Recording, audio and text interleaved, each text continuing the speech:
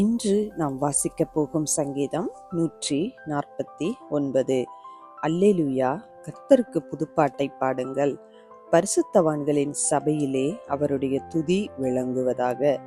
இஸ்ரவேல் தன்னை உண்டாக்கினவரில் மகிழவும், சீயோன் குமாரர் தங்கள் ராஜாவில் களிகூரவும் கடவர்கள். அவருடைய நாமத்தை நடனத்தோടെ துதித்து, தம்புரினாலும் கிண்ணரத்தினாலும் அவரை கீர்த்தனம் பண்ண கடவர்கள். கர்த்தர் தம்முடைய ஜனத்தின் மேல் பிரியம் வைக்கிறார். சாந்த குணமுள்ளவர்களை இரட்சிப்பினால் அலங்கரிப்பார். பரிசுத்தவான்கள் மகிமையோடே களிகூர்ந்து தங்கள் படுக்கைகளின் மேல் கெம்பீரிப்பார்கள்.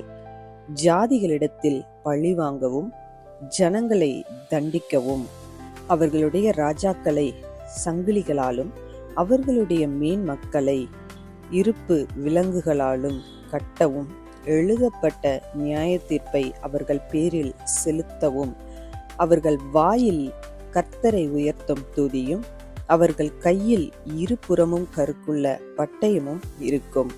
இந்த கணம் அவருடைய பரிசுத்தவான்கள் யாவருக்கும் உண்டாகும். அல்லேலூயா.